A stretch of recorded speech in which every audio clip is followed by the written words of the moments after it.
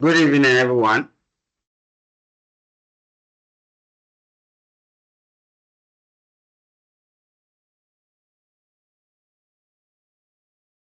Good evening. I don't know if you can hear me.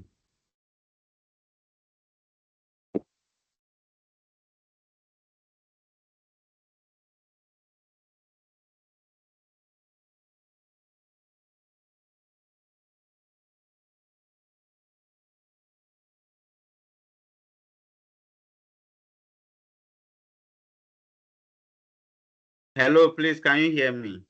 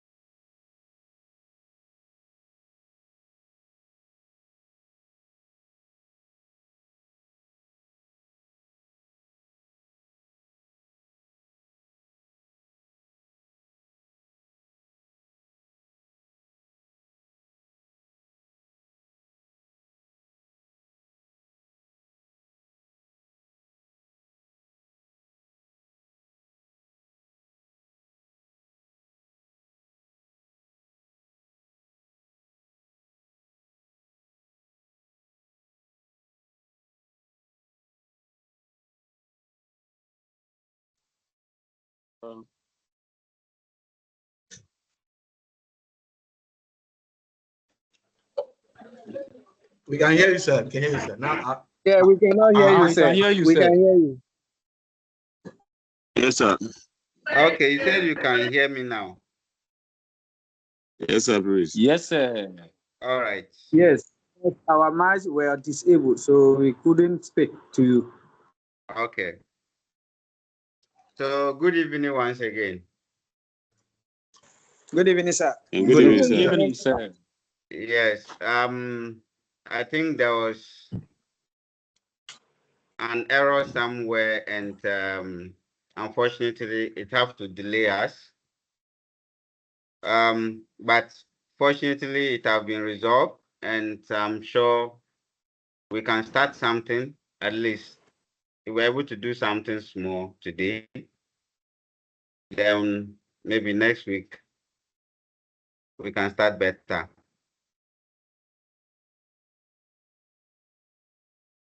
All right. So I don't know if you can see my screen. yes, we can see. Yeah, we can see.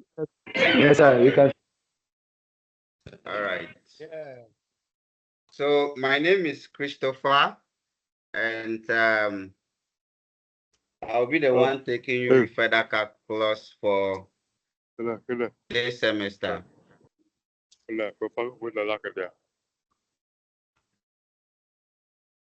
So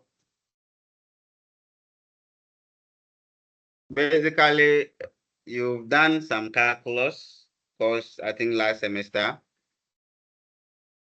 Yes. and that calculus basically was about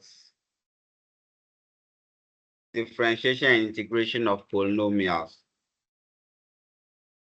This semester, we are going to look at further calculus. I'll be sharing this course outline, some material with you, but we'll just go through it a little bit. So further calculus, this is the course outline. It is also just about differentiation and integration. But this time around, we'll be going beyond polynomials to other functions. like the exponential function, the logarithmic function, the trigonometric functions and the like. And we'll look at some applications of integration and differentiation. So, well, for the duration, just ignore the duration because now the system is a little bit different. We will start with the differentiation rules and we'll look at derivatives of polynomials and exponential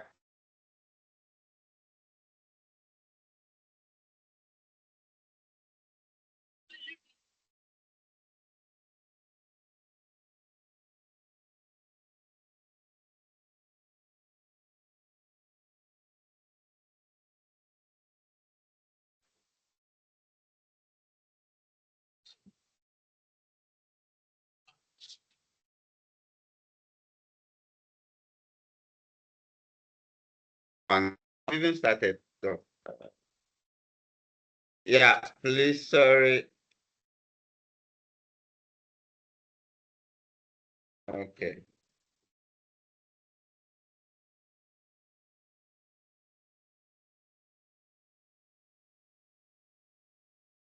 Okay. So I was saying that we'll look at differentiation rules and we'll start with the derivatives of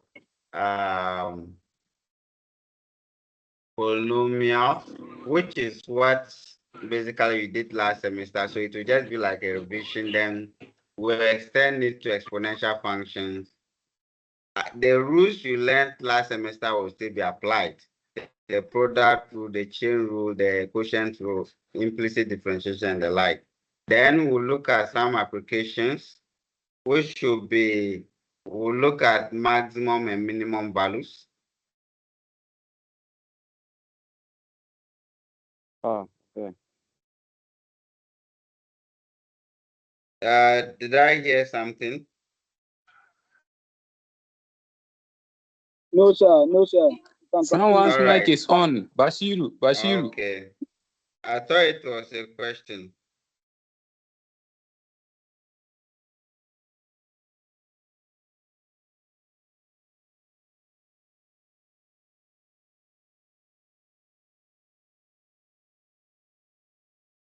Okay.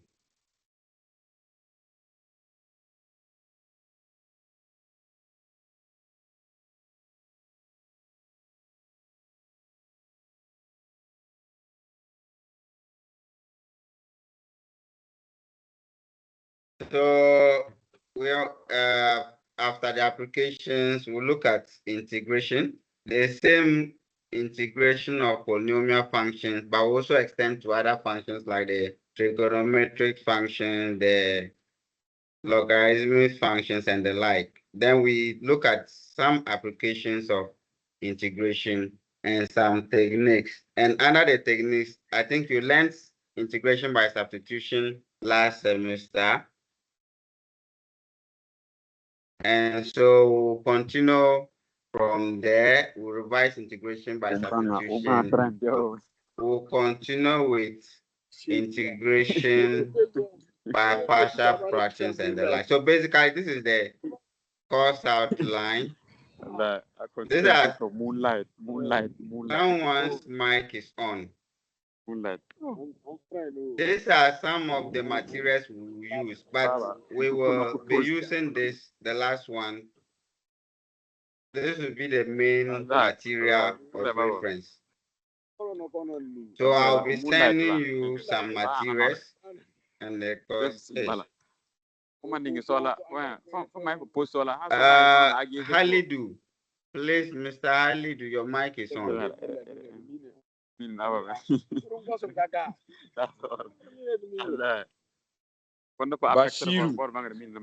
Bashiru. Please, can you mute him? Unfortunately, I don't have the control to mute. I don't know if Rebecca is around. Okay. No? All right. No. Unfortunately, I don't have the control. The one with the control, I think, is currently on hold. Well, let's continue and see. Yeah, so that is it. I've created a WhatsApp group, and your course reps will send the link to you for you to join. On that page, I will share the material, the materials that I have with you. And we will be using that platform for maybe questions and answers. Maybe if we finish a weekend, you need to verify something you are learning, and you can put it on that page and I'll respond to you. All right, so that is what we'll be doing in this course. So this week, I think 30 minutes is almost gone. We are starting with differentiation rules. And the first rule, as I mentioned, we are going to start with derivatives of polynomials. And we'll look at the rules under polynomials. Maybe if you want to differentiate a polynomial function, a constant function, how do you, if it's a linear function, if it's quadratic, in general, if it's a power function, how do you integrate it?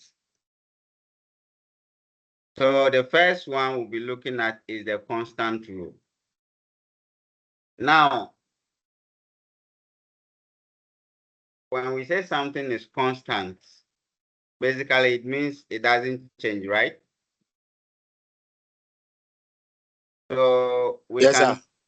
yes. Yes, sir. So Yes, sir. if it is not changing, what it means is that the slope is 0. In physical sense, the derivative of a constant is 0. And in physical sense, it means that if you have a constant term or a constant function, because it doesn't change, the change will always be 0. But then we want to show that if you differentiate a constant, you should get 0. And let me see. So last semester, you learned that if you differentiate a constant, let's say C, you are going to get 0. Now, how do we show that it is actually the derivative is of a constant is actually 0? We can show it by proof, right? Now, if you remember the first principle, you learned the first principle. It says that if you have a function f of x, then the derivative f prime of x is equals to limit as h approaches 0 of f of x plus h minus f of x over h. Is this formula familiar? Yes, sir. Yes, Yes, sir. sir. Yes, sir. Yes, good. So in fact, we can sir. use this definition of derivative to prove that if you differentiate a constant term, you are going to get 0. So let's try to do that. Since this is the first rule, maybe I'll show the proof for you. So for example, if we let function f of x to be equals to c, that means the function is a constant. What will be our f of x plus h?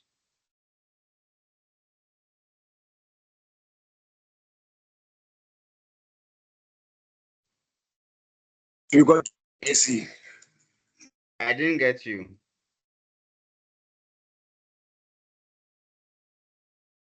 What will be our f of C plus x plus h? C plus H. C plus h.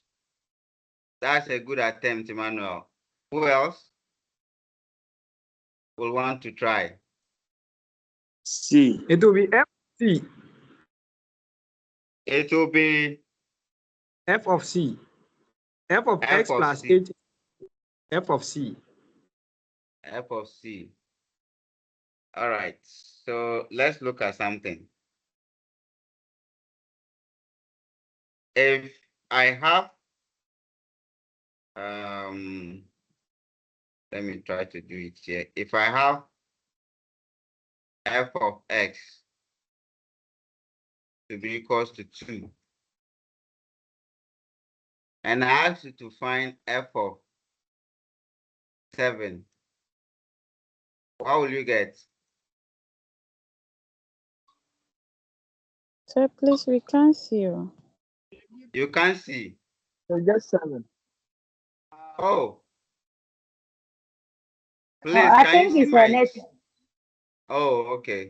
Yes, Yeah, So sir. please, kindly check your network. So F of 7 will give you what? The same 2. The same 2, because the function F of X is a constant. So in the same way, if you have F of X equals to C, F of X plus H will still give you F of X, C. C. because it's a constant. No matter the value of X, you always get the same thing. All right. Now knowing F of X plus H and our F of X, we can find this, right?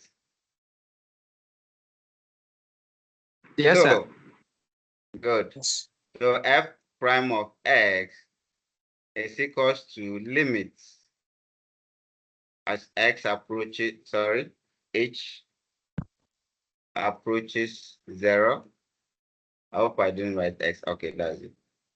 We have F of X plus H minus F of X divided by H. So that our F prime of X will be given as limit as H approaches 0. F of X plus H is C from here. I think we found it here. Then minus F of X. F of X is C divided by H. Now, if you remember when you did limits last semester, you were told that if you do direct substitution and it leads to indefinite form, you first have to either simplify or maybe sometimes you have to factorize, sometimes you have to apply some other rules. With direct substitution, it's going to be 0 divided by 0, which is indeterminate form. But we know we can simplify this expression. So before we substitute, we simplify this. What is C minus C? 0. 0. You get 0, 0. and 0 divided by H will give you Is 0. 0. 0. 0. So the whole of this becomes It's 0. 0. And we are now finding limits of 0 as H approaches 0. What will be the answer? It's It will 0. be 0. 0. Thank you. So what it means is that our derivative of the constant function is 0. So basically, that is the reason why you were told that when you differentiate a constant, you get 0. This is the mathematical proof to it. Of course, we can look at the physical interpretation and all that. All right. So please, is there a question so far you want to ask or a clarification you need before I will take an example?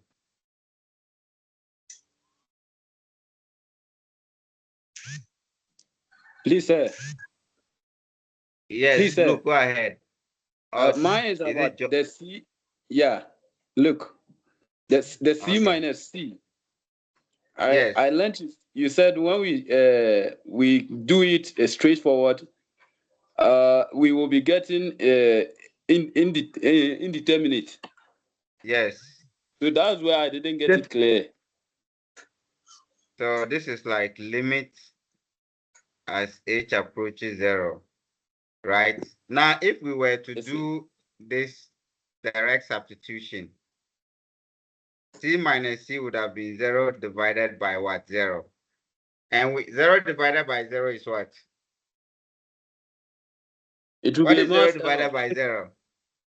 Mass error. Undefined. It's Undefined. Undefined. It's not defined. It's indeterminate, right? You can't determine Yes. the value of this.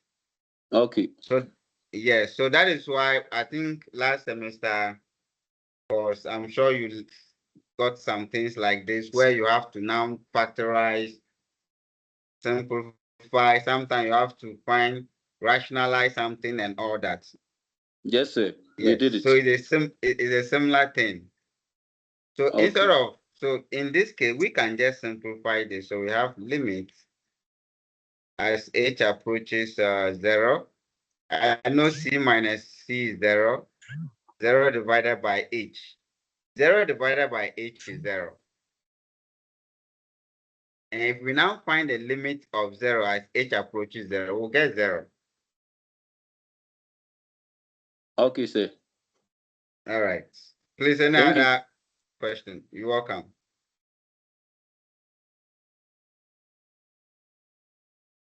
All right. So we can take some few examples. So what it means is that if I differentiate 2, what will I get? You get 0, sir. 0.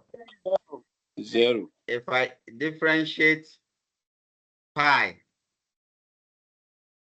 what will I get? 0. You get 0. 0. If I differentiate the Euler's constant, what will I get? You get 0. 0. Because these are constants. We are differential. So any time you differentiate a constant term, you are going to get 0. Good. Now, let's try to expand, move away from a constant. What if it's a variable? So maybe we have f of x. Let's start with a simple function, x. If you differentiate this, what will you get? 1. You are going to get 1. 1. And I'm very confident that you can prove this. Yes, sir. Yes. Thank you. If you differentiate x squared, you are going to get 2. 2x. f prime will give you what? We give me 2x. 2x. Good. And if we have f of x to be equals to x to the power n, f prime of x will give you what? Nx raised to power minus 1. Okay, N yeah, minus n x to the power n minus 1. Thank you. So you say you can easily prove this. You can easily prove that. Can you prove this?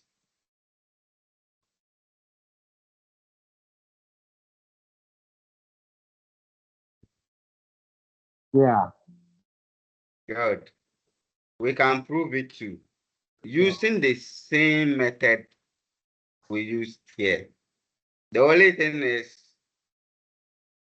so I think you have to know that this is your x to the power n. Then you have to find your x plus h, f of x plus h. What will be your f of x plus h? F of x plus a is c. F. C. Okay, because Daniel, go ahead. x plus h raised to the power n. Okay. So x plus h. All that. All raised to the power n. To the power n. So you can substitute it back there, do your simplifications, and you are good to go.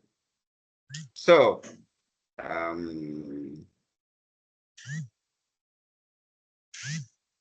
I will just take it through here. I think I have it here.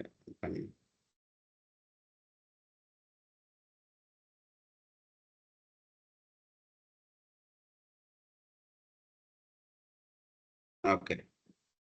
I think I can use this so that it will be a little bit faster. So we have a given function here, f of x equals to x to the power n.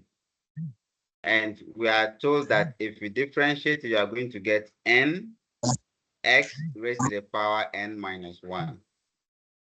And you know how to prove the other ones. For example, if it is f of x equals to x to the power 4, you can prove it. I think you've done that before. If it is x to the power 2, you can prove it and all that. Now we are going to look at it in general terms. How do we prove it? So I think so this is the function we have. So we can find, if we have f of x to be equals to x to the power n, that means f of x plus h will give you x plus h all to the power n. So what it means is that our derivative dy dx, or f prime of x if you like, from the first principle, we know this, right? And f of x plus h is given as x plus h, all that to the power n, minus f of x. F of x is x to the power n divided by n. Now, how do we expand this?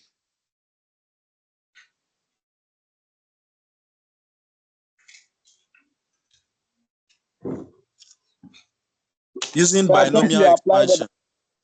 Thank you. We can expand it by binomial. We can use binomial expansion. So if we use binomial expansion, we are going to get, remember the formula, so you are going to have 1 x to the power n plus n x. So this x will start reducing by 1, and h will start increasing by 1. And the coefficient is n minus 1. So at this here, our so there is 2. So that's n minus 1 divided by 2 factorial. There will be another term, which will be 3 factorial, another term, which will be 4 factorial, in that order, up to this part. So there are infinite number of terms here, since we don't know the value of n. But if n is 4, for example, in this example, if n is 4, we can expand it. We know how to expand and we know where to end. If n is 2, we know where to end. So since we don't know n is any real number, we just state it the general binomial expansion for it. Good. So the whole of this one is the whole of that. For those who have forgotten how to write the binomial expansion, just go and revise, and I'm sure you'll be fine. So with this expansion, we can now simplify, right? What can you see from here up to this? point, what can you see that can be simplified?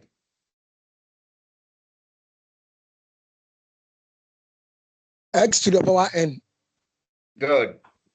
There is x to the power n here, which is positive. There is x to the power n here, which is negative. So what it means, we can have x to the power n minus x to the power n, and that will go to 0. And we'll just be left with this term. Now, with this term, let's go here. With this term, this is what we are now left with. What do we do to the numerator here? In such a way that we can simplify this expression with the n down there. What can we do? Factorize h out. We can factorize h out, because if you check each of the terms, we have h. Because this is h to the power 1, the next one is h to the power 2, and it continues increasing up to h to the power n. So if we factor h out, this h will be out, and here will just be left with n x to the power n minus 1. Here we factorize h out, it will be left with only one h. The next one will be left with h to the power 2. The next one will be h to the power 3. Now, and this one will be left with what? H to the power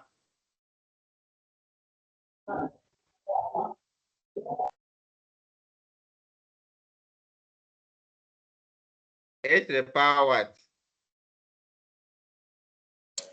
I think it can be separated. Okay.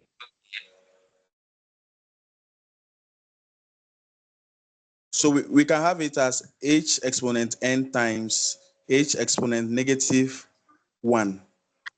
Okay.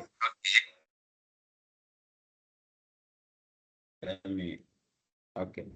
So you are saying we can have it h to the power n times h to the power negative 1. All right, that's true. But if we factorize one of the h's here, what happens?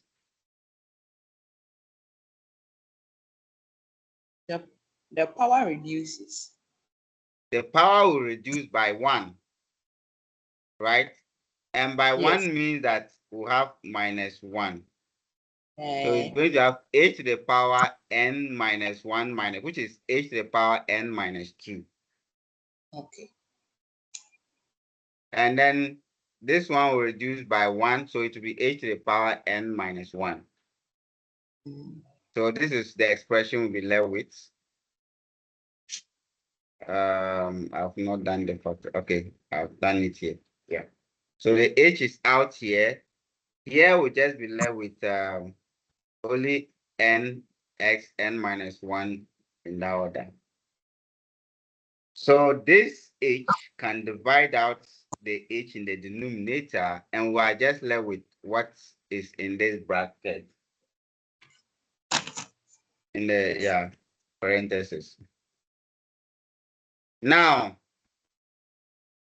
we are now coming to evaluate the limit as h approaches 0. If h approaches 0, what will be the value of this? It will be the same thing, sir. It's going to be the same thing. What happened to this one? 0. It will become It 0. will be 0. The next one will also have h, which will go to 0. The next one will have h. Up to this point, there is h, it will go to 0. So everything will go to 0, and you will just be left with only this part. And so if you differentiate x to the power n, you are going to get n x to the power n minus 1. And that is how the power rule came about. That's the proof for it.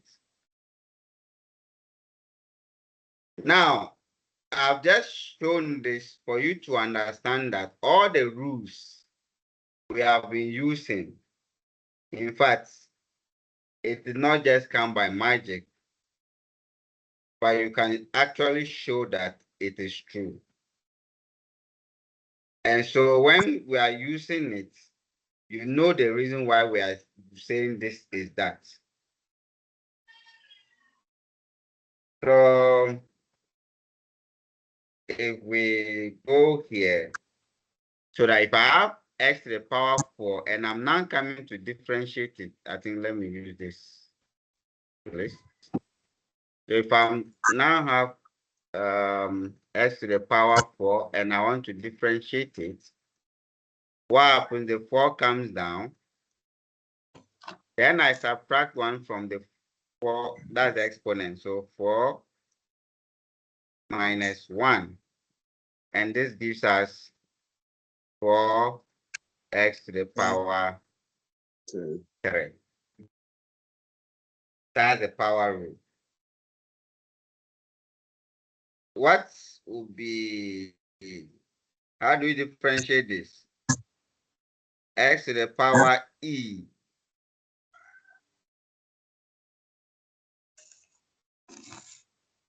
What will be the derivative?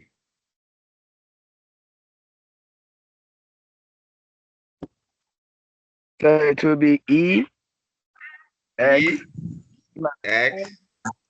and then E to the power E minus 1. Thank you. Because we know e here is a real number. That's the Euler's number, Euler's constant. So it comes down, we subtract 1 from it, we get this. Good. So in general,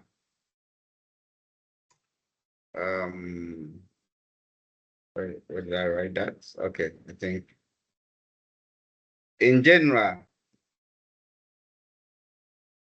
this is it. Please, any questions so far before we go to the next concept?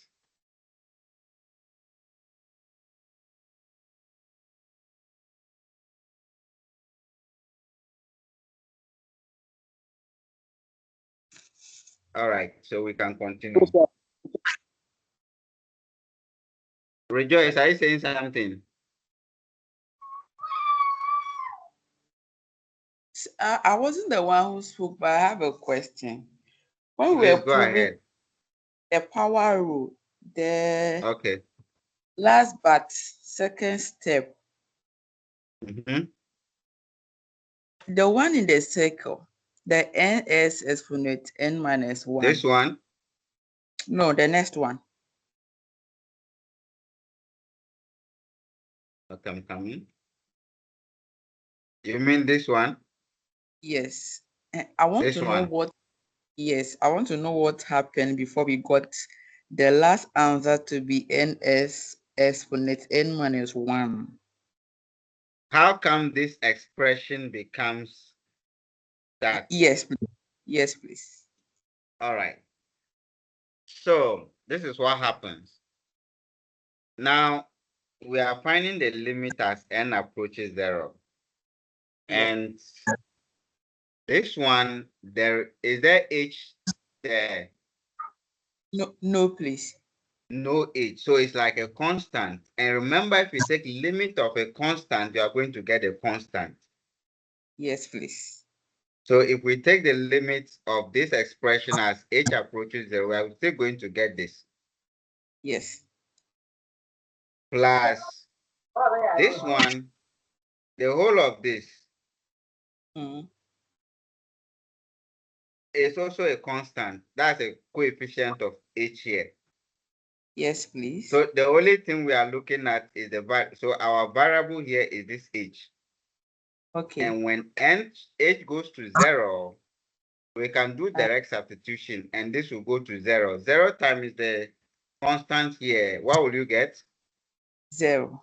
You Okay. get 0. Thank you. Thank you. Plus the rest of the terms have h Yeah. there. Yes. So please. it will just be going to 0, 0, 0, 0, 0. So plus 0, and everything. This side will be 0, and it will just be left with n x raised to the power n minus 1. Okay. Understand now. Thank you, sir. You're welcome. All right. So if there's no other concern, we can, let me check the time. Okay. We can continue. So basically, that's the power rule. If you differentiate x to the power 6, you are going to get 6 x to the power 5 because you are going to subtract 1 from. I think these examples are fine. And good. Now we are going to look at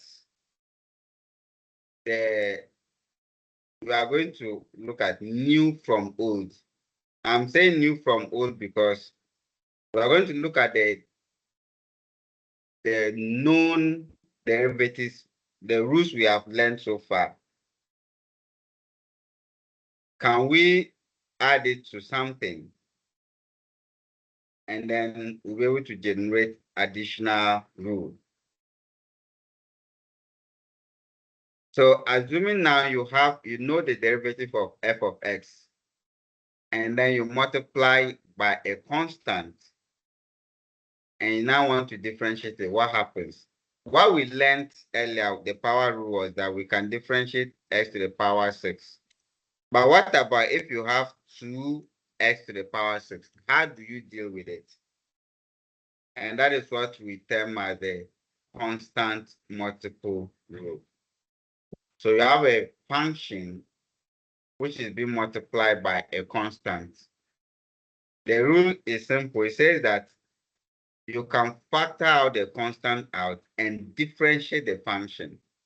So if I have this particular function here and I want to differentiate it, okay, let me write it here.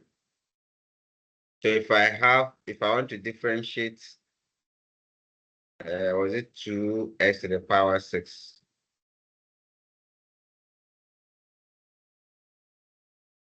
X to the power 6. What the rule is saying is that we can take 2 out and just differentiate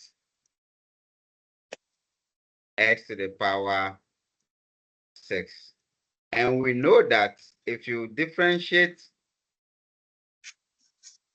x to the power 6, you are going to get 6 from the power rule, 6x to the power 5. So the constant rule have helped us to be able to differentiate something new from the old one we know. And this basically is, I think, 12x to the power 5. In fact, we can also prove this. But for the sake of time, at least I've done a couple of proofs for you, I think about 2 or so. I will leave the proof and ask you to go and please, if you go and try it, you are not able to get it, please, you can let me know. So that's the constant multiple rule. So this thing, you've done it. You did that last semester. So example, you have 3x to the power 4. You can bring the 3 out. Then you differentiate x to the power 4. 4 comes down, you subtract 1 from 4, you get 3. Simplify, you get 12x cube. Negative x. Remember, negative x can be written as negative 1 times x. And negative 1 is what? A constant. Even, I know these examples, you did that even at the secondary school level. So these are not anything difficult. Then we can also have the sum rule. Now, instead of multiply a constant by function, what if you are adding 2 functions? For example, I have x to the power 6 plus maybe x, or let me just say plus 5, something simple. How do I differentiate this? The rule says that you differentiate it term by term. So you take this one differentiate it, take that one, differentiate it, and put it together. In fact, let me just add something. The difference is the same thing. So if it is instead of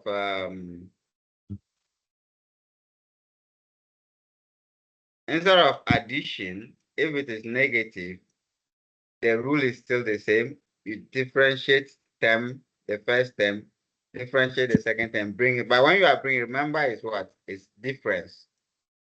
It's a fraction. So you apply, and that is the difference rule. And in fact, this can also be proven.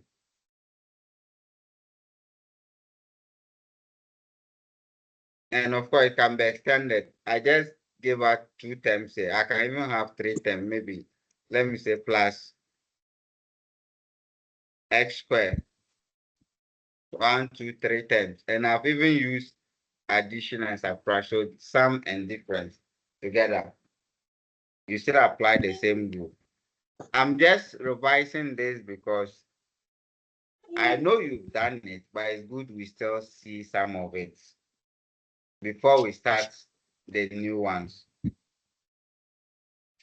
So do we need to look at this proof? Okay, let's just look at the sum proof. So we have a function f of x equals to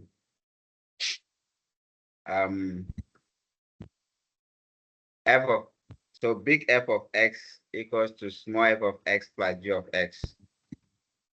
And we want to find f prime of x. So we want to prove the rule that says that if we differentiate this, we are going to get the derivative of this plus the derivative of that.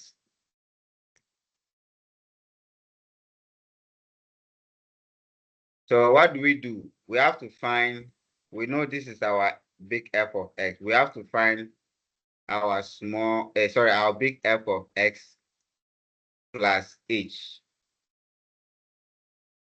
So what it means that wherever you see x in this expression, you replace it by x plus h. That's what this means, right? So we have small f of x. So it here becomes small f of x plus h. Plus Because this is plus origin of x plus g of h. x. So and this becomes Same g thing. of x plus h. Good.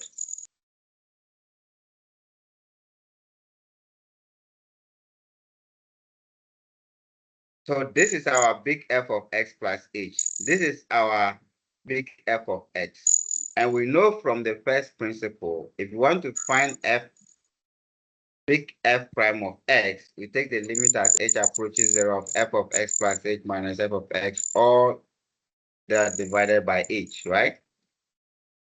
We know this. This guy is here. F of x plus h plus g of x plus h. So we have it here. Then f of this one is here. F of x plus g of x. So we have that.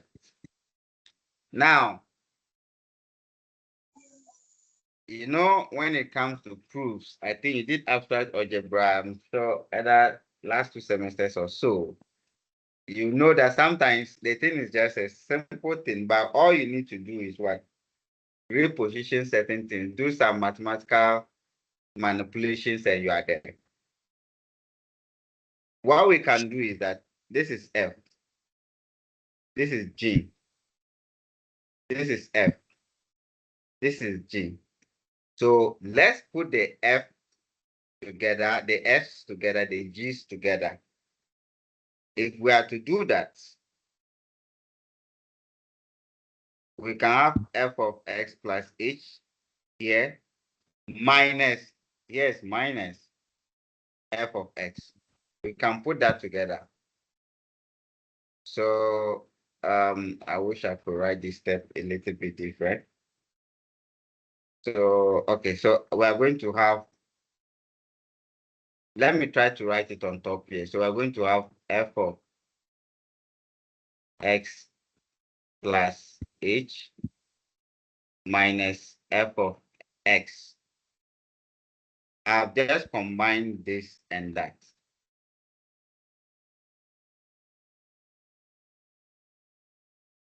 Now, I can also combine this one and that. Remember, here is still positive, right? So I can do this plus g of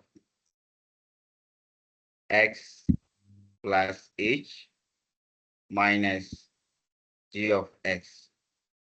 So I've combined this minus that. All right.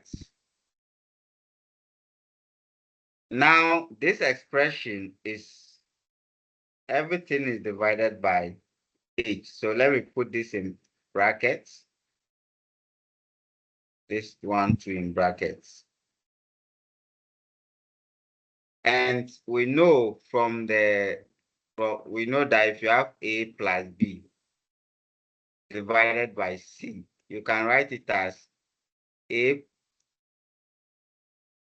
divided by c plus b divided by c. So in doing that, we can divide this, we can use this one. All right, this is too clumsy, but okay. So this divided by h,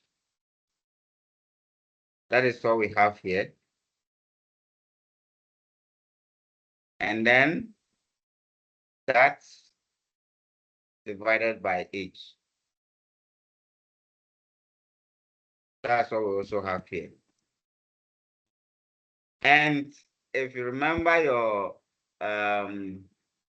laws of limits, if you have limit of, if you are taking limit of sum of two functions, you take the limit of the first function, the limit of the second function. So we take the limit of the first function, that's this one. Then we take the limit of the second function, that's that one. Now, what do you see? What is this? Oh, I just want to expose it. What is this? That's f prime of x. That is f prime of x. Good. And this one becomes what? G prime of x. G prime G of prime of x. Very good. So it means that if we have f of x plus g of x, and we are taking the derivative, we are differentiating this one, we can just differentiate the first function plus then we differentiate the second function, and that's the proof. So when you go to the secondary school level, you are teaching them, you don't need to teach them this proof. But if you tell them that if you differentiate sum of two functions, you can differentiate them individually and sum the derivatives. And the student want to, there are some students that are very smart at that level. The person wants to say, why is it so? You should be able to show to the student why it is so. All right. Please, any questions so far?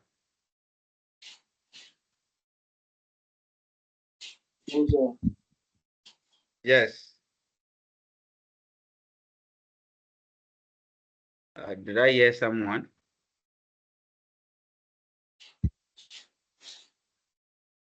Yes. Is it Idrisu?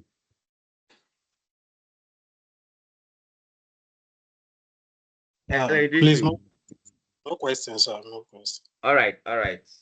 That's fine. So we have, okay. I think we still have some time.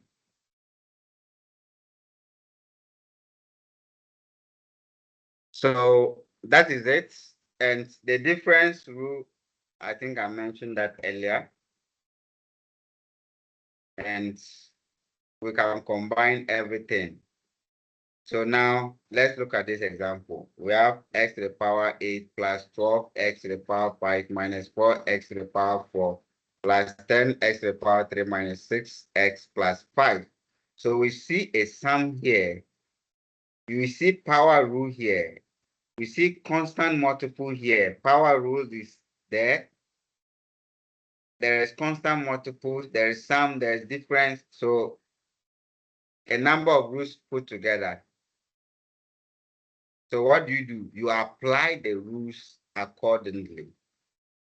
For example, we apply it, the sum and the difference first. So we separate the terms. So we take every term and differentiate it. So we take the first term, a to the power x, we differentiate it plus. The second term, we take this one to differentiate. When we are doing that, we can apply the constant multiple by taking out the constant out and differentiating x to the power 5. Difference rule, constant multiple, sum, constant multiple, difference, constant multiple. And then this is what? Constant. So if you differentiate a to the power, x to the power 8, 8 comes down, you subtract 1 from 8, you get 7. Plus 12, you differentiate x to the power 5. 5 comes down, you subtract 1 from 5, you get 5, so you get 4. So that's 5x to the power 4. You do that term by term. You differentiate this guy, you're going to get 0. Differentiate x, you're going to get 1. And the rest is algebra. You simplify, and this will be your derivative.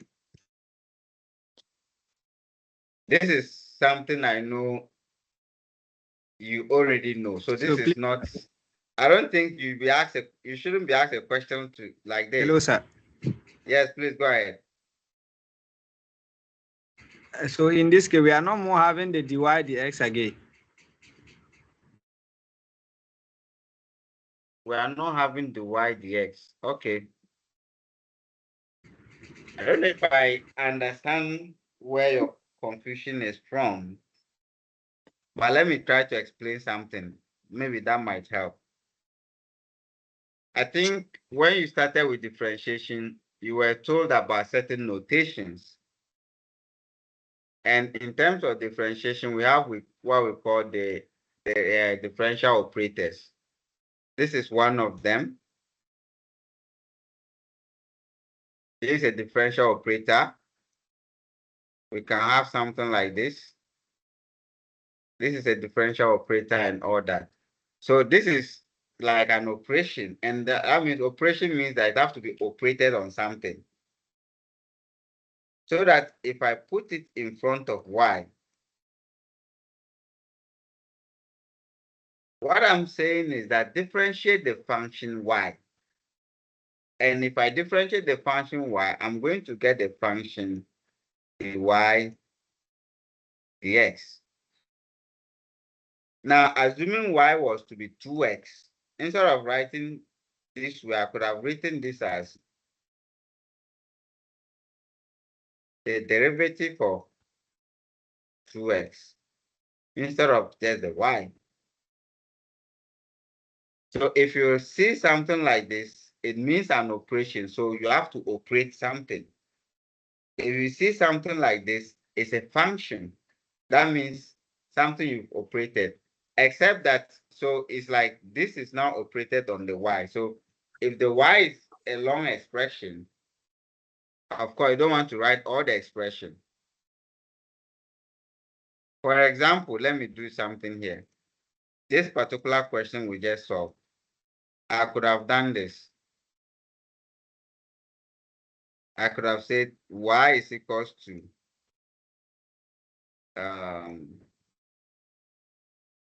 x to the power 8 plus 12 x to the power 5 minus 4 S to the x power to the 4 4 plus plus 10 3, S to the power x to the 3, power 3 and minus 6 6x plus the plus constant 5. Thank you.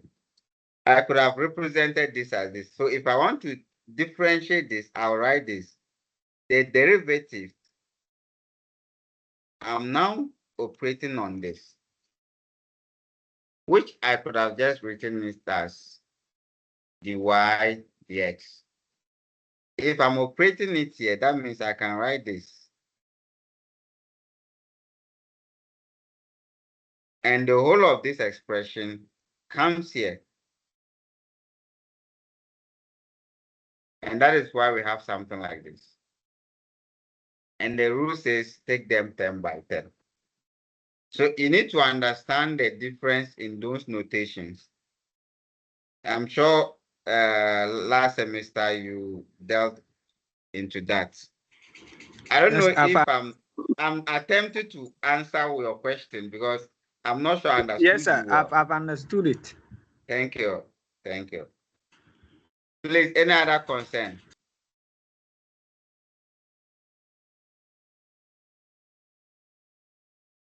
All right, so we can continue. Another example.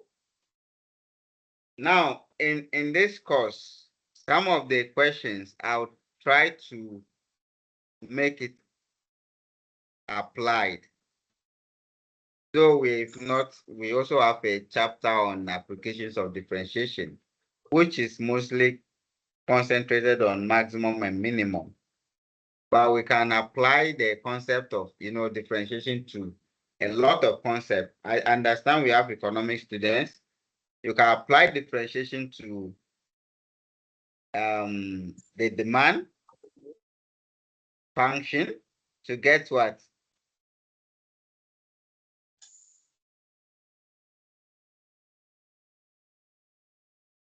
Sir, come again. If you differentiate the demand function, what will you get? Okay, let me put it this way. Maybe the utility function. Let me use some. If you differentiate the utility function, what will you get? Okay, so we hardly hear you well, sir. Oh, sorry. I'm saying that in this course, though there's a chapter dedicated to application, but as we go, there will be some applied questions because we want to look at how to apply some of these concepts in real life or in certain conditions. And I'm saying, for example, I want to talk about economics maybe before I come to physics students. For economics, let me take another example. You know the production function, right? You've done something about production function. Economic students. So it will be done this semester. Then we are yet to do it. You are yet to do it. Okay. Yes. Yes. All right. No problem. Let's say you've not done it yet and all that. But when you did economics at JHS, or is it SS, right? You SS. talked about total cost, marginal cost, and all that. Average cost. Yes. If you have a total cost function and you want to find the marginal cost, you can get it by differentiating the total cost. And that's an application of differentiation in economics. Okay. Remember, we want to know, okay, so you want to know the additional cost you are incurring as a result of an additional product you are producing.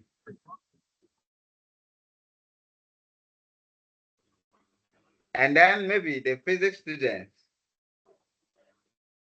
you have, maybe you know the equation of a line or something, or a particle, and you want to know the velocity of that function. Yes. You can find the velocity of that particle by differentiating the equation of the particle. In fact, you can find the acceleration by further differentiating what? The velocity. I think chemistry students will also want their own. If you have maybe a reaction, you have a reaction, you want to know the rate of reaction of a particular whatever you are doing. The rate of reaction, you can also differentiate it. At least, as long as you're able to come out with the equation to represent the, let's say, for example, you want to find some concentration level of something, and you're able to come out with an equation to represent the concentration of that particular solution or whatever you are dealing with. And you want to know the rate of concentration, you differentiate it. So all these things, you can apply them. And in fact, in real life, yeah, some of these things we can use them though. So that's what I was just saying. So as we go, we'll be doing some applied somewhere and all that. So let's look at this example. It says find the points on the curve. Why? Because this is where the tangent line is horizontal. Of course, this is not so direct applied in terms of real life. But if they are saying that you have a curve, let's say the curve is like this, and they want to know where the tangent line is horizontal. You know tangent lines. These are tangent lines, right? These are tangent lines to this particular curve. So where will it be horizontal? What does it mean? It means x is 0. It means x is 0. Yeah. Yes, sir. Okay. The tangent line will be horizontal if x is 0. Okay, can someone try? Someone else try?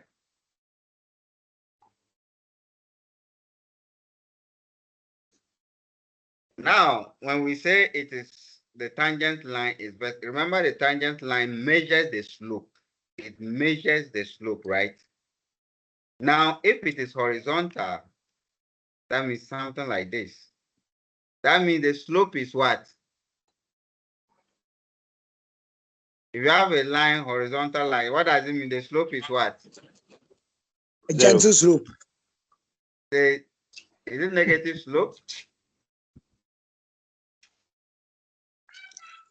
The slope is 0, sir. Negative. The slope would be 0. 0. Now, let me take you just something a little bit back. We have it here. A line like this. This is horizontal. The slope is what? 0. 0.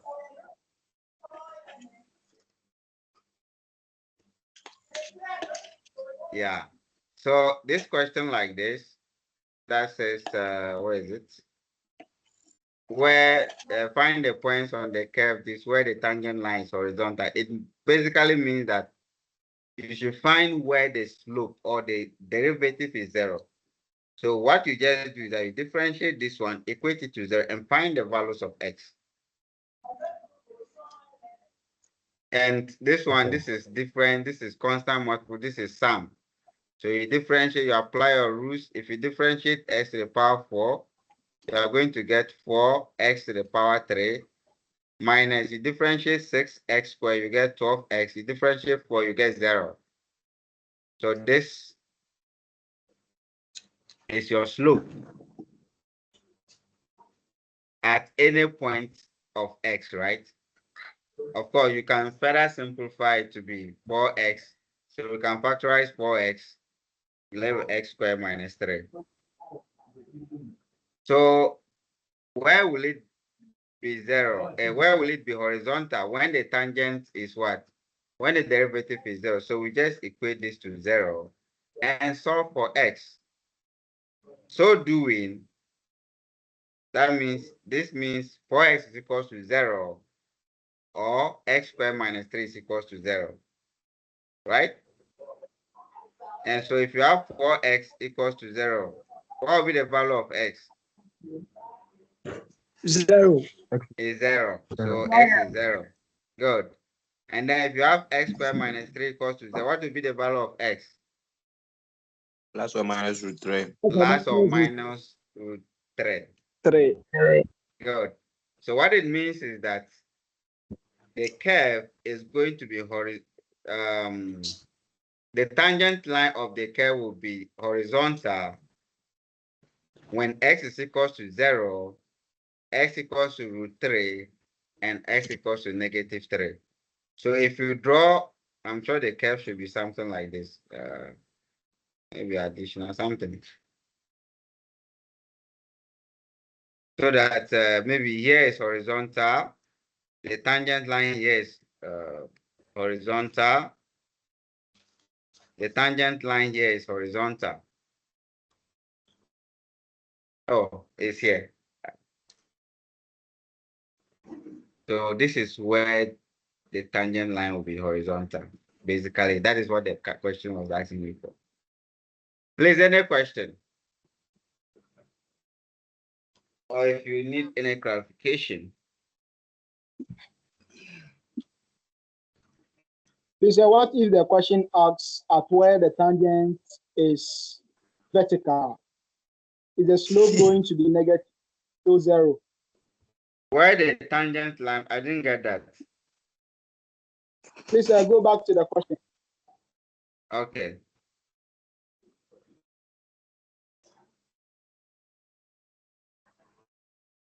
So where the tangent line is vertical, that's my question. So I'm asking Where that the the slope going. tangent line is vertical. Yes, please. Yeah, So is the so slope 0 good. still? So when we say the tangent line is vertical, what does it mean? Horizontal means the line is like this, right? And we know it means the slope is 0. What about if it's like this? The slope is like this. What does it mean? I think it's going to be the same. Pardon? I mean the derivative is going to be 0. No, it won't be 0. It is actually where you have some infinite slope, like it's undefined, indefinite form. Remember, what is the slope of this line? Let me give you an example. We are doing geometry now. So assuming we have this place is 1, this place is 2. Maybe this place is 2, this place is 4. Now, if we have a vertical line like this, let's say this is 1 point, this is another point.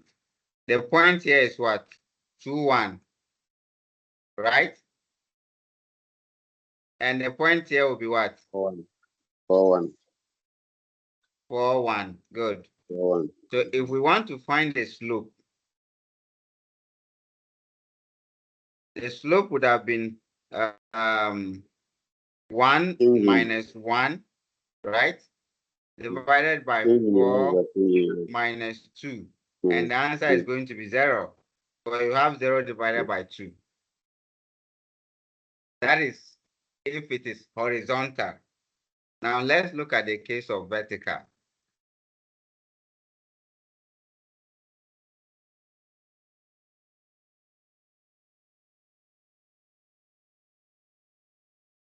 Vertical means we have maybe a line like this. So let's say this is 1 point and this is another point. So what will be the point here? 2 1. 2, 1. Good. What will be You the have point 2 here? 1. 2 2. 2, 2. Good. If we want to find the slope, we are going to have 2 minus 1 divided by 2 minus 2. And that will give you what? 1 divided by 0. What is 1 divided by 0? It is Undefined. Undefined. So when they say where it is vertical, they are talking about the part of the curve where the tangent line is undefined. Right. Okay. a portion that has not been. Okay. Okay. All right. So any other concern?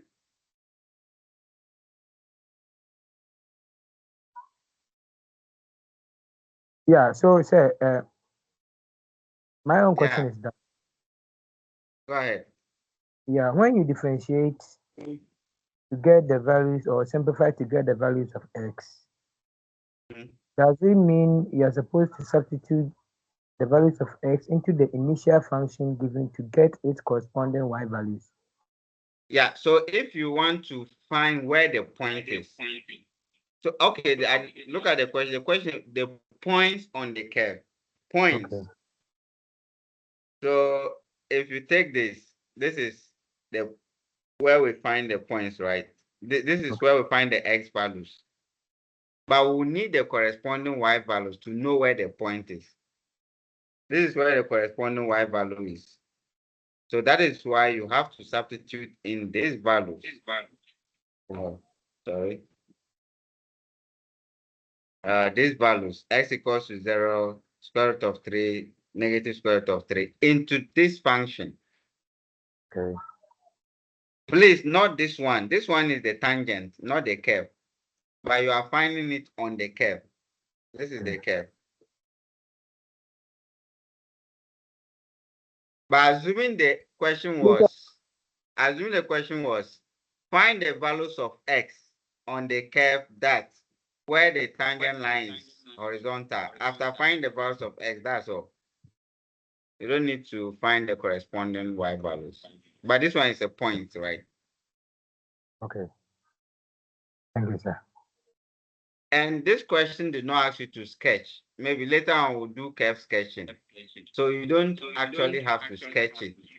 I brought the sketch here for just illustrative purposes.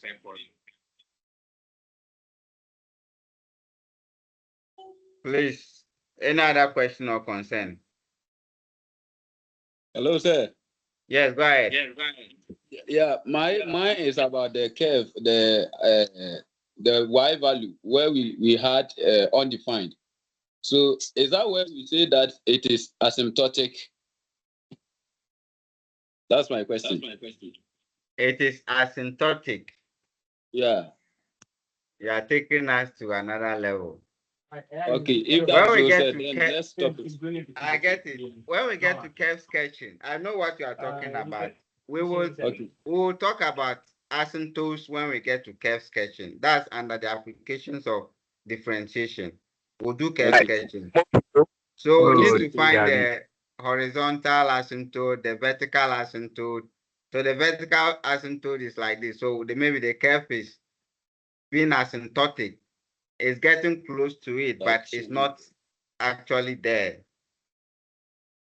When we get there, we'll talk about that. Okay, sir. All Thank right. you, sir. You're welcome.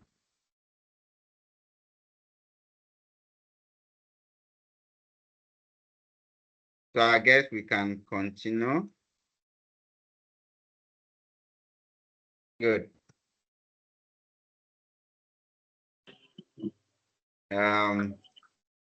Okay, here's another example.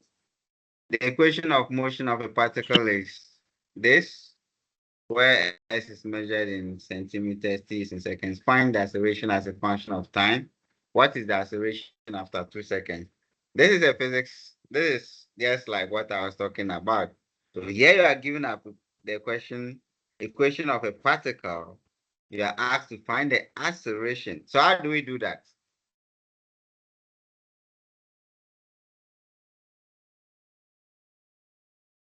Hello, sir. Yes, go ahead. So this has to do with distance. When you look at the S, that talks about distance or height Okay. or anything. So if you are supposed to find the acceleration, you have to differentiate twice to Good. get the acceleration. Okay. Yeah. So after that, Yes. then they said, what is the acceleration after 2 seconds? Then you only substitute the 2 seconds into the yes. into the That's okay. function. That's okay. So we differentiate this twice. Someone could have said, we first find the velocity and then we differentiate velocity to find the acceleration. You did those things last semester. So it's the same thing. So we have 2t cube minus 5t squared plus 3t plus. So if you find the velocity becomes, so if you differentiate this one, you get 6t squared. You differentiate that, you are going to get 10t. Differentiate 3t, you get 3. Differentiate 4, you get 0. So this is velocity. We differentiate the velocity to get our acceleration. We differentiate 60 squared, we're going to get 12t. Differentiate 10t, we're going to get 10. We differentiate 3, you're going to get 0. So you have 12t minus 10. And that is the first, I think, first part of the question. Ends here. Then what is the acceleration after 2 seconds? So you just substitute t equals to 2 into this. So that will 12 times 2, that will, I think, 14. Hey, sorry, 24 minus 10, that will give you 14. And this one, what was the S is measured in centimeters, T is in seconds. So remember, acceleration is what? Centimeter per second square. And that is it.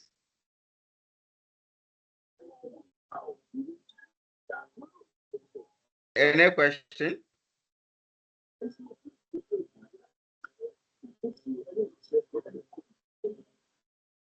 Richard, I say something.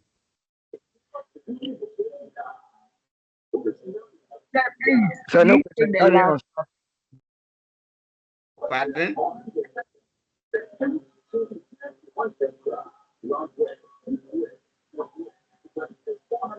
Please, can you hear him?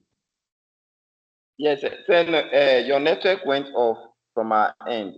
So with the next trial you did, I didn't get it. I don't know if it is only me. I didn't get it. The next trial.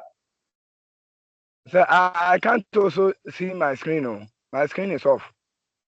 Please, is it general? No, sir. No, No, it's No, it's not gender. It's It's not from gender. your It's side. PRS. Okay. That's all right. That's all right. So please, since it's not general, I will say that you relax. I will send the recordings to you tomorrow. So maybe you can play over and then when you get there. Well, I think we just have Please, some. and the slide. We are begging you, and the slide too. All right, don't worry. I think at the beginning of the lesson, I told you I will share some materials with you, so don't worry. Okay. So can we see the velocity question, please? The question Okay. on the velocity. Okay.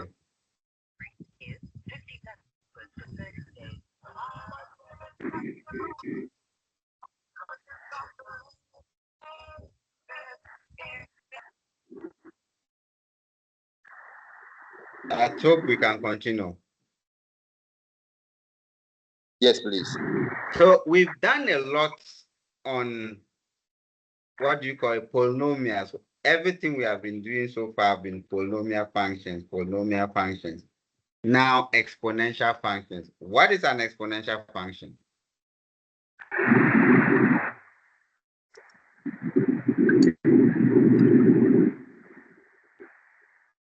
So what can I do function involving to see steps.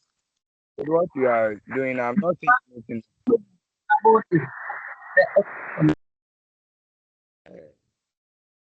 Is there a problem?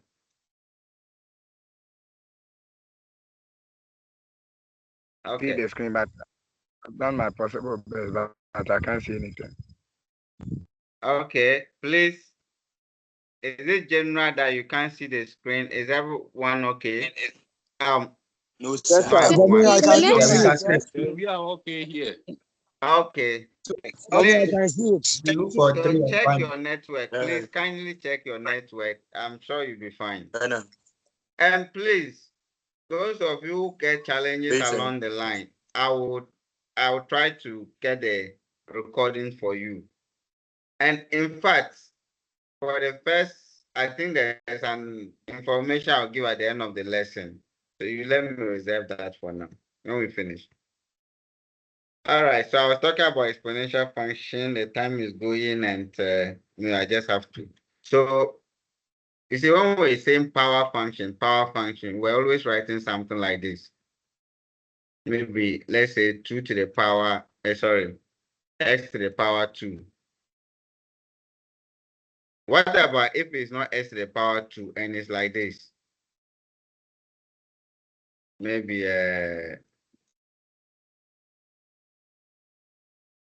2 to the power x. Is it still a power function? How do we differentiate this? Let me use something familiar. I think I did something earlier. We had something like this. And we found the derivative to be, what was the derivative? E X. to the power x. What is that? X e minus 1 Good. to the power e minus 1. Minus 1. What Yes. about if it is this way? Now y is equals to e to the power x. How do we differentiate it? You have X, X, E, e, exponent The power X minus 1. x x. minus 1. Wow, that's nice. All right, I expected this. It's like almost every year when I take this course and I get here, I get this answer. Please, this is not true. We'll get to see. Yeah. That's We'll not get true. to see It's very supposed to be soon. the same. You have It's X, supposed it's to be the supposed same. to be the Very same. good. Very good. It's supposed to be It's the supposed to be the same. same. Good. Yes, sir. Yeah, supposed to be the same. Now, there's a reason why it's the same. So what about if I have this? Y equals to 2 to the power x. What will I get? So that's why we have to take the logarithm of both sides. Logarithm of both You have sides. to take log of both sides. Find, The okay, natural log. The natural log. natural log of both sides. That's good. Yeah, that's one way to handle it. So we are now going to look at functions like that. So it's not all the time that you have your functions to be polynomials. It can be exponential function, it can be trigonometric function. So here we are going to look at exponential functions. I'll skip this and go to this Euler's number and all that is not just for you to understand what it is. Yeah, I think this is where we'll start with. We call this the natural exponential function. Natural exponential function.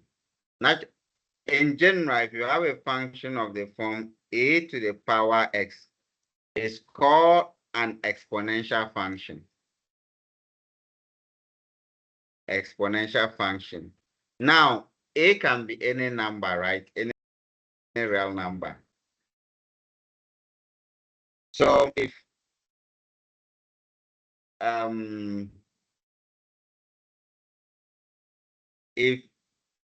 it's not just any number, it's specifically it's a specific number called the Euler's constant raised to the power x.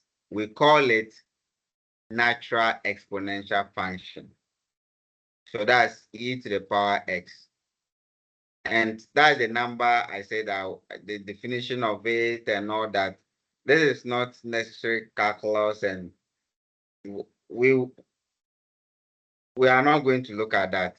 I've included it there for you to understand it better when you read through and you want to find a number. But we're interested in how to differentiate it at the moment.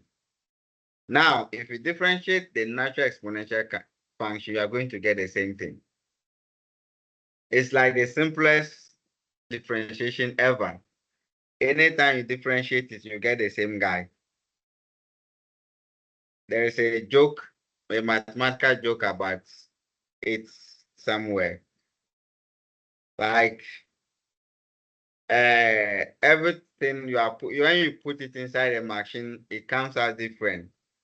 But this particular guy came and decided to go inside and come out the same. Because it's like it prefers to stay natural. It's not, so it decide not to change any part of the body.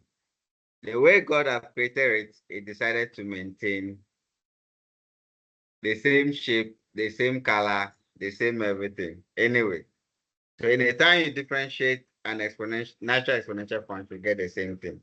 But it's not generally true for all exponential functions. If the base is not e, you will not get the same thing. We'll learn that later. We have to less than 20 minutes. Let me do this.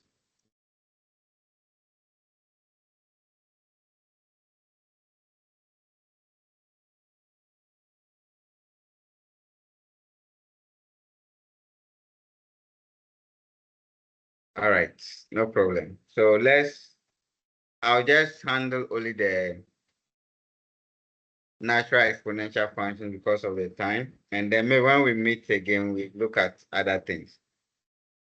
So let's look at some examples. If f of x is equals to e to the power x minus x, find f prime and f prime prime. So we should find the first derivative and second derivative. So here we have difference here. And the first term is an exponential function. The second term is a polynomial. So we differentiate this guy, e to the power x. We also differentiate x. Then we take the difference. If you differentiate e to the power x, you are going to get the same thing. That's what the rule says. We'll get to know why later when we look at the general exponential functions. If you differentiate x, you get 1. And so the derivative of e to the power x minus x is equals to the natural exponential of x minus 1. That's all. That's the first derivative. Any question? Please, I'll be very, very glad if you can assist us with the proof, how we got the derivative to be the same thing. So I think I made a statement. We'll get to know why when we are looking at the general exponential functions. And we know why in terms of what? The proof. We can look at the proof for the natural exponential here. Here. This is the proof for the general exponential function and everything. But I want us to concentrate on the natural exponential function for now. We'll solve some examples and understand it. Then we look at the general case. I hope that will be Okay, fine. sir. All right. Yes, sir. So the second derivative, we are differentiating this guy.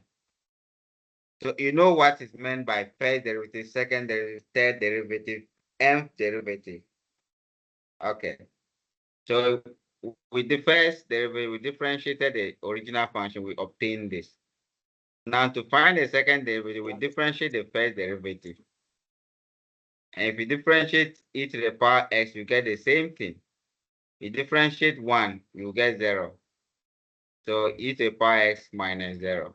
So you just get the natural exponential of x, that's all. And we are done.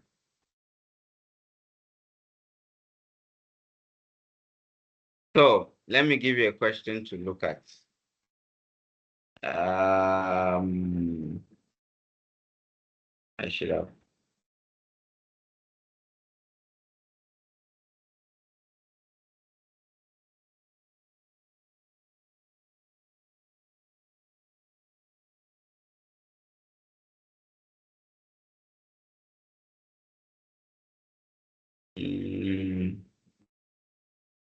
Good. So I will want you to differentiate this function for me. Find the derivative of this.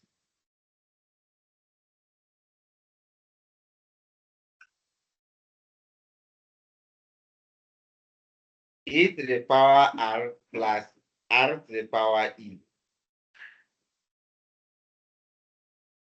If you are ready with your answer, you can let me know.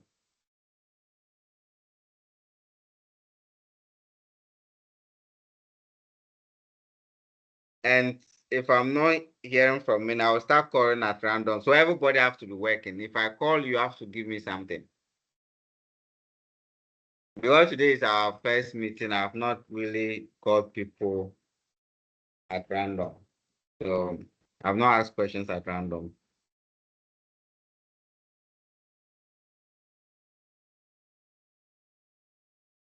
So I finished.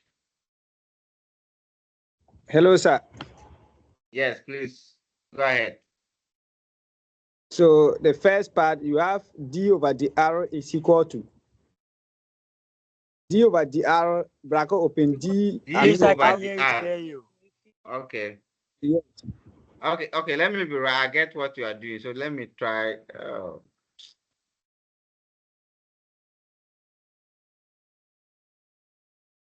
I don't know if I have. Let me try to write. So you are saying d dr. Yes. So you don't need to say d over the r, d dr. Yes. We understand that. Of But e to the power r. That's what you said. Good. Plus d dr. D dr. Yes. Open r exponent e. Good. Then you come down. You have equal. The d dr e exponent r is the same thing. So you have e exponent r. E exponential. Okay, e to the. All right. So the derivative of the natural exponential of r is the same thing. Good. Yes. Plus er exponent e minus 1. E minus 1. Good. Yes, sir. That's my answer. So if you are not getting this one, check again. I think this is the right answer. Yes, sir. Good. Now do this for me. The same. I would like to clear this thing very fast.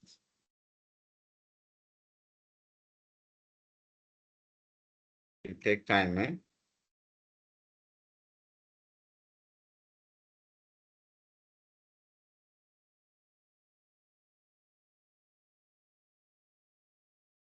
You need to increase the number of pages. Okay. All right, so do this for me. Y equals to e to the power 2 plus e to the power x plus 5x to the power 3.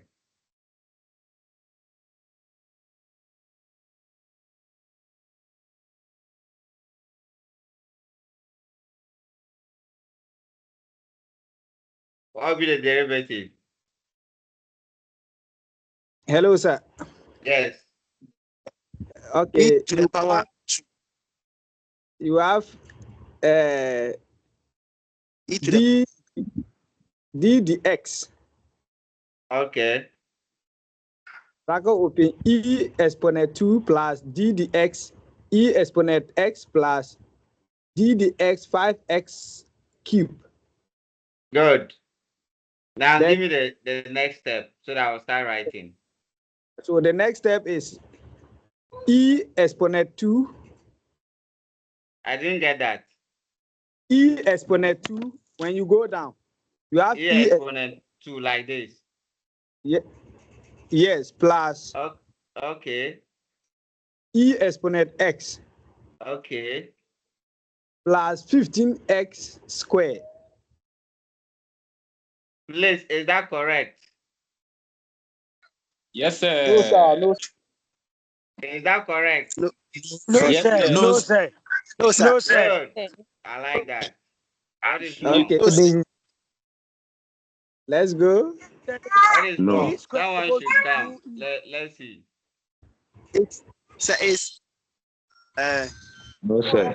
2e It's 2e plus Okay. sorry, ex plus e exponent EX e exponent x minus 1. plus 15 x squared. 15. Is that correct? Yes, sir. Is that correct? No, yes, sir. No, no, no, no, no. Okay. Sir, the first one. It will So be what is wrong? E as for the 2 plus S E The first exponent one. x minus 1. The first one. Good. Someone is saying the first one. It's the first one that is correct. The first one. What is But the what first is, one we can The first one is continue. correct. We are saying that the first one we can continue with it. The Joanna, e I to didn't the get power you right. 2. Or is it August? So I'm saying that. So I'm saying that the first one, the e to the power 2 plus e to the power x, because the bases are the same, we can work with the exponents. Wow. Okay. In fact, So because it's almost time, let me just make a quick comment. You cannot do that because this one, they are not being multiplied. This is addition. not. We Yeah. can work You with can the talk exponent. about that when the bases are the same, blah, and that. You can't add that. This and this cannot be added. But when you started with, Yes. with the first one, in fact, I was expecting something. So who will start with if the first one? It Who will will be continue from there? Frederick.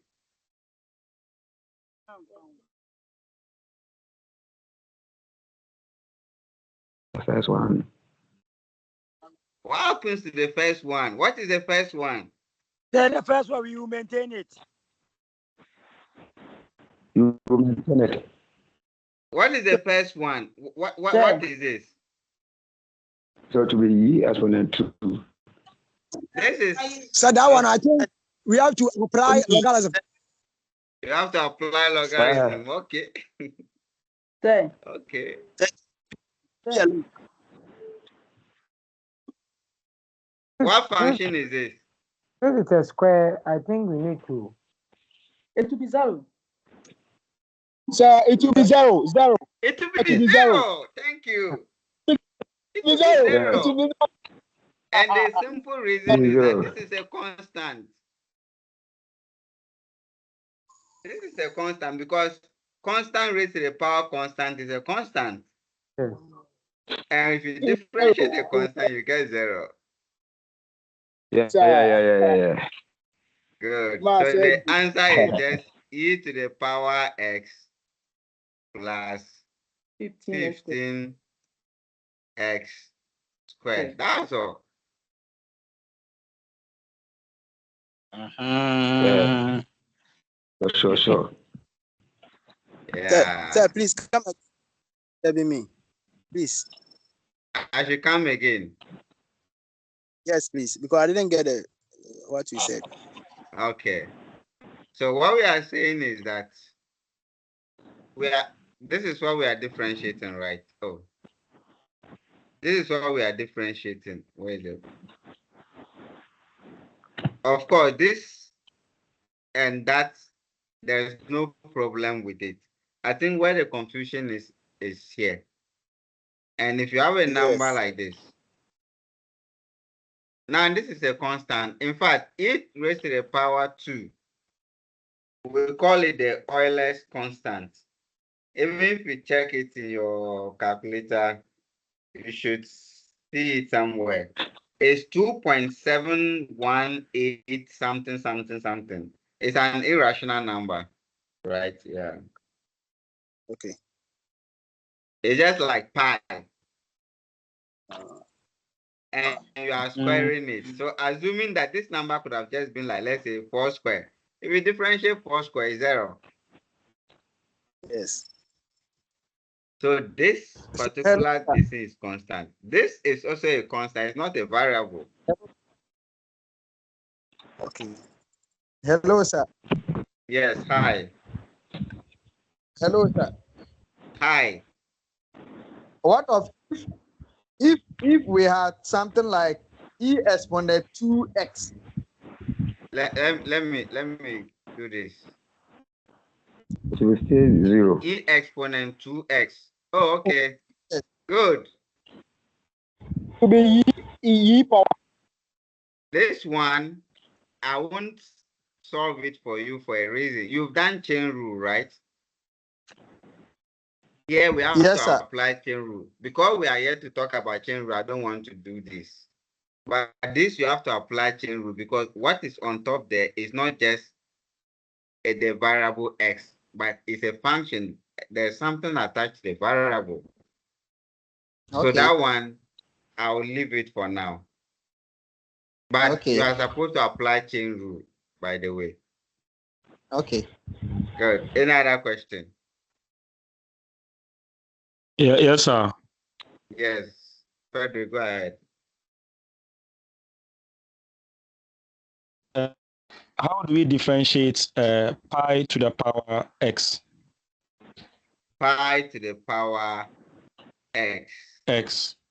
Okay, so pi to the power x. Good. So this one, I can just give you the answer and you be wondering how we got that. Remember I told you there's something we have, the general exponential function like this. And I said I'll consider the natural one for now. And I considered just to be E. If we finish this one, you'll be able to do this. Okay. But because of time, we have to limit to the natural part. So next week, I'm sure we'll look at the general exponential function. So in fact, for your assignment not something I'm coming to mark up. Go and find out how do we differentiate this.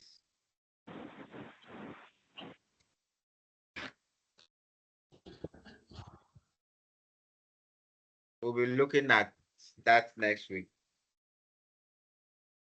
So we'll use it to generalize exponential functions. So if we finish this, then this one will just be, you see it clearly.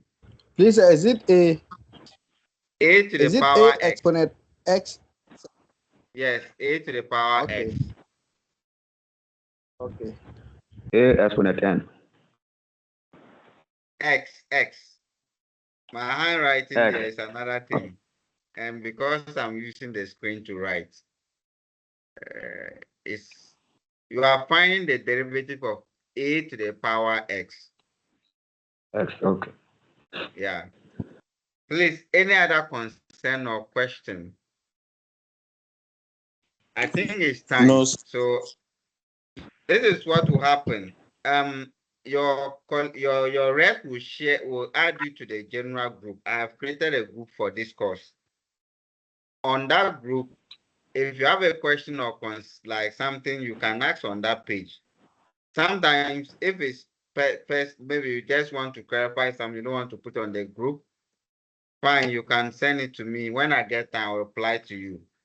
So within this week, after the time we meet next week, you can ask any question that maybe when you are going through the video, or if you are sending the material you are going through and you don't get it, you can ask on the page. I will reply on the page. Sometimes I might not reply immediately, but I will definitely get time to reply you with time. I'll share this. Quickly, 1 minute before you leave. When they are sending you the link, kindly tell them to allow us to download the link. Sometimes they send the link that we cannot download. We can only watch it online. Not to cut you short, don't worry about. I think like I've been experiencing that, and for me, when they send it, I'll tell them to make it downloadable before I'll forward it to you. So don't worry about that. I'll take care of it. There is another thing you'll be doing for me. Because of that, that's why I will want you to be able to download it. Everybody will be made to write a summary of every lesson. You watch the video, whether you attended the lesson or that's why I will send the downloadable thing, video to you. You watch it, you write a note based on what we've done and submit it. With time, I'll give the further instructions on that. All right. I think, please, if you have any other question, you can direct it to me on the page, or if it's personal, you can send it to me. I'll be sending this material to you, this particular book. In fact, it's a big book, but it's not everything in that book you need. You use the course outline to guide yourself. And I'll send the course outline to, and maybe any other thing that is necessary. On that note, enjoy the rest of the evening. Thank you, sir. Thank you. We have enjoyed the lesson. We have Enjoy your enjoyed. Thank you, sir. We are now going to Thank you too. Right. We are now going to enjoy with our wives. My name is Azure Sir, please, sir, I'm Azure Moses. Maths physics. Please, be quiet reminded that this is recorded. Thank you. Okay. Let's keep quiet. We are going to eat and sleep. I can lock the page, or just go so I can lock the page.